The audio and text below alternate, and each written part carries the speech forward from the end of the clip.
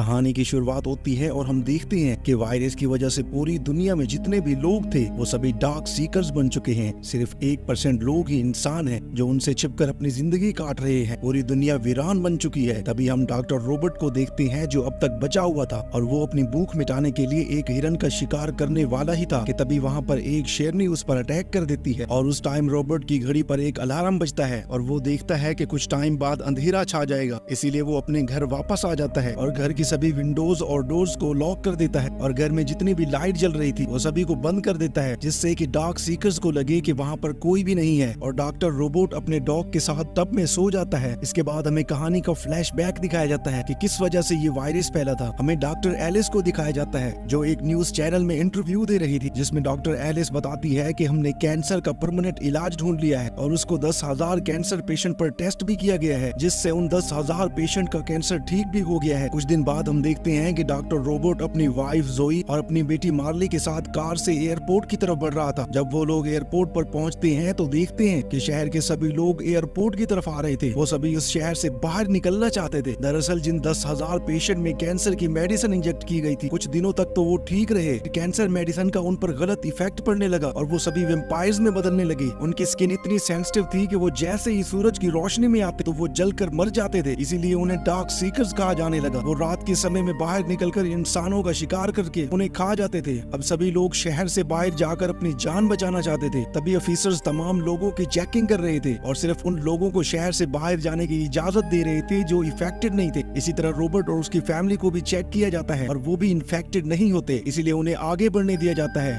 आगे जाकर मिलिट्री वाले डॉक्टर रोबोट को कहते हैं कि आपको नहीं जाने दिया जाएगा क्योंकि आपको इस बीमारी का इलाज ढूंढना है। इसीलिए वो जोई और मार्ले को एक हेलीकॉप्टर में बिठा देता है, लेकिन जैसे ही उनका हेलीकॉप्टर टेक ऑफ करता है, दूसरी तरफ एक हेलीकॉप्टर जिन पर डार्क सीकर्स अटैक कर देते हैं, जिसकी वजह से वो हेलीकॉप्टर डिसबैलेंस होकर जोई और मार्ली वाले हेलीकॉप्टर से टकरा जाता है और दोनों हेलीकॉप्टर क्रैश हो जाते हैं और वो दोनों ही मारी जाती हैं। ये देखकर रोबोट को बड़ा झटका लगता है और वो बहुत ही ज्यादा दुखी हो जाता है। और इसके बाद हमें प्रेजेंट टाइम दिखाया जाता है जहाँ रोबोट अपने डॉग के साथ टब में सो जाता है और कुछ ही देर के बाद उसे डार्क सीकर्स की आवाजें आने लगती है, मतलब कि वो बाहर निकल चुके हैं। अगली सुबह वो अपनी लैब में जाता है जहाँ वो उस वायरस के इलाज के लिए वैक्सीन बना रहा था। लैब में उसने बहुत सारे इन्फेक्टेड चूहों को पकड़ कर रखा हुआ था जिन पर वो टेस्ट करता था, लेकिन वो देखता है कि सभी चूहे वैसे के वैसे ही हैं। तभी उसकी नजर एक चूहे पर पड़ती है जिसको उसने लास्ट टाइम दवाई दी थी, जो काफी शांत और नॉर्मल लग रहा था। ये देखकर वो खुश होता है कि आखिरकार उसने उस वायरस का एंटीट्यूड बना ही लिया है। अब वक्त था उस एंटीट्यूड को किसी डार्क सीकर पर टेस्ट करने का। एक दिन रोबोट गोल्फ खेल रहा होता है तो अचानक सैम की नजर एक हरन पर पड़ती है, इसीलिए वो उस हरन का शिकार करने के लिए उसके पीछे भागते हैं, लेकिन भागते भागते वो हरन एक अंधेरे घर में घुस जाती है और वो भी उसका पीछा करते हुए उस अंधेरे घर में आ जाते हैं। रोबोट वहाँ पहुँचता है तो रोबोट सैम को एक टेबल के नीचे डरा सहमा हुआ देखता है। उसी वक्त रोबोट को उसके पीछे खड़े हुए एक डार्क सीकर्स की काफी डरावनी आवाजें आती हैं जो कि उस हरन को ही खा रहा था। जैसे ही वो डार्क सीकर्स रोबोट पर अटैक करता है तभी रोबोट उसे गोलियों से भून डालता है और सैम के साथ वहाँ से तेजी से भागने लगता है, लेकिन गोलियों की आवाज से सभी डार्क सीकर्स जाग जाते हैं और इसीलिए वो भी उनको पकड़ने के लिए उनका पीछा करते हैं। एक डार्क सीकर रोबोट पर कूद भी जाता है, लेकिन तभी रोबोट और सैम एक विंडो से नीचे की तरफ कूद जाते हैं और बाहर आने पर उस डार्क सीकर्स की बॉडी सूरज की रोशनी की वजह से जल जाती है और वो वहीं मर जाता है। और यहाँ पर टूटी हुई विंडो को देखकर डॉक्टर रोबोट के दिमाग में एक आइडिया आता है, क्योंकि उसे अपने एक्सपेरिमेंट के लिए एक डार्क सीकर की जरूरत थी। वो एक रस्सी से एक फंदा बनाकर उस अंधेरे कमरे में फेंकता है और कुछ देर के बाद एक डार्क सीकर उस फंदे में फंस जाता है जो काफी चिल्ला रहा होता है। इसीलिए रोबोट उसी डार्क सीकर पर अटैक करके उसे बेहोश कर देता है। तभी अंधेरे वाले रूम से एक डार्क सीकर खिड़की पर आकर रोबोट पर गुस्से से चिल्लाने लगता है, मानो कि वो कह रहा हो कि इसे छोड़ दो।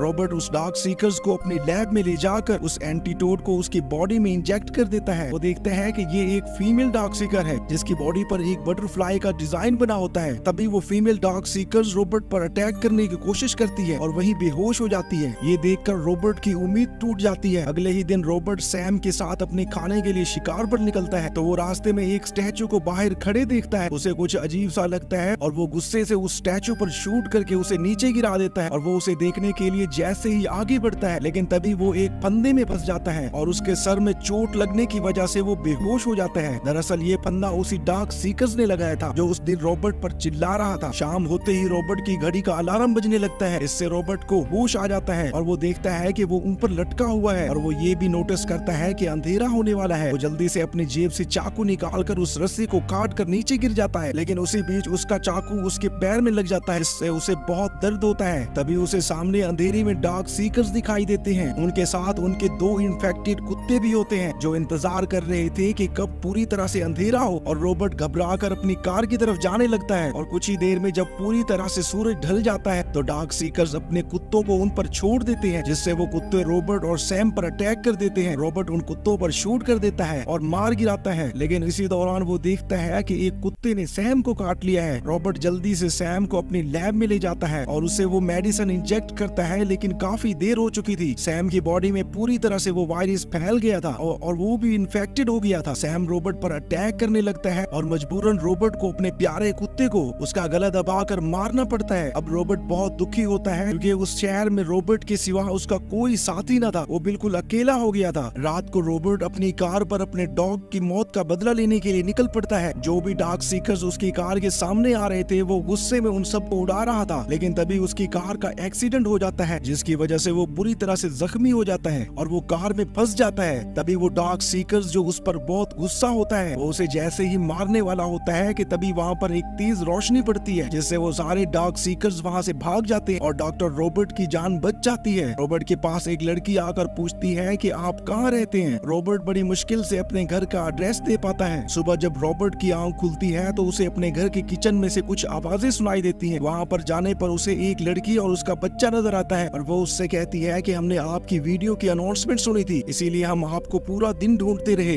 लेकिन रात को आप हमें डार्क सीकर्स के बीच फंसे हुए मिले। शाम को रॉबर्ट अपनी लैब में जाता है जहाँ पर वो उस फीमेल डार्क सीकर्स की बॉडी के नीचे बर्फ रखकर उसे एंटीडोट देता है। तभी वहाँ पर एना आ जाती है। ये देखकर एना रॉबर्ट से पूछती है कि क्या ऐसा करने से ये ठीक हो जाएगी। रॉबर्ट उसे कहता है कि शायद बर्फ से इसकी बॉडी का टेम्परेचर नॉर्मल हो जाए और उसकी बॉडी में एंटीडोट का असर बढ़ जाएगा। और रात होते ही रॉबर्ट अपने घर के सभी विंडोज और डोर्स को लॉक कर देता है, लेकिन तभी उसे घर के आसपास काफी सारे डार्क सीकर्स की आवाजें आती हैं और रॉबर्ट कहता है कि उन्होंने हमें ढूंढ लिया और वो हमारे घर की तरफ ही आ रहे हैं। लेकिन रॉबर्ट उनसे निपटने के लिए पहले से ही अपने घर के आसपास बम सेटअप किए हुए थे, जिन्हें वो एक एक करके ब्लास्ट कर देता है, जिससे काफी सारे डार्क सीकर्स मारे जाते हैं। लेकिन तादाद में ज्यादा होने की वजह से काफी सारे डार्क सीकर्स उसके घर के अंदर घुसकर उस पर अटैक करने लगते हैं और रॉबर्ट भी उन्हें शूट कर रहा होता है और वो अपनी जान बचाने के लिए लैब में चले जाते हैं। लैब में वो देखते हैं कि उस फीमेल डार्क सीकर्स पर उस एंटीडोट का असर होने लग गया था, जिसकी वजह से वो ठीक हो रही थी, यानी उन्हें उस वायरस का इलाज मिल गया था। लेकिन तभी बहुत सारे डार्क सीकर्स आ जाते हैं। ये देखकर रॉबर्ट लैब का बुलेट प्रूफ डोर बंद कर देता है। रॉबर्ट उन सबको जोर जोर से चिल्लाकर कहता है कि मैंने इसका इलाज ढूंढ लिया है और मैं तुम सबको ठीक कर सकता हूँ। तभी एक डार्क सीकर्स जो उन सभी डार्क सीकर्स का लीडर है, वो जोर जोर से उस दरवाजे पर टक्कर मारता है, जिससे दरवाजे पर बटरफ्लाई का निशान बन जाता है। तभी डार्क सीकर्स अपने ब्लड से बटरफ्लाई का निशान बनाता है, जिससे रॉबर्ट को याद आता है कि इस फीमेल डार्क सीकर्स की बॉडी पर वैसा ही एक निशान है। रॉबर्ट समझ आता है कि ये फीमेल डार्क सीकर्स दरअसल उस लीडर डार्क सीकर्स की पार्टनर है, जिसके लिए वो सभी उसे यहाँ से लेने के लिए आए। इसीलिए रॉबर्ट फीमेल डार्क सीकर्स को लेकर बॉस डार्क सीकर्स के पास चला जाता है, जिससे काफी सारे डार्क सीकर्स रॉबर्ट पर अटैक करने की कोशिश करते हैं, लेकिन उनका बॉस उन्हें चिल्लाकर मना कर देता है। तभी फीमेल डार्क सीकर्स अपने पार्टनर को देखकर उसके गले लग जाती है और इसके बाद सभी डार्क सीकर्स वहाँ से चले जाते हैं और ये तीनों बच जाते हैं और इसी के साथ ये इंटरेस्टिंग फिल्म भी एंड हो जाती है।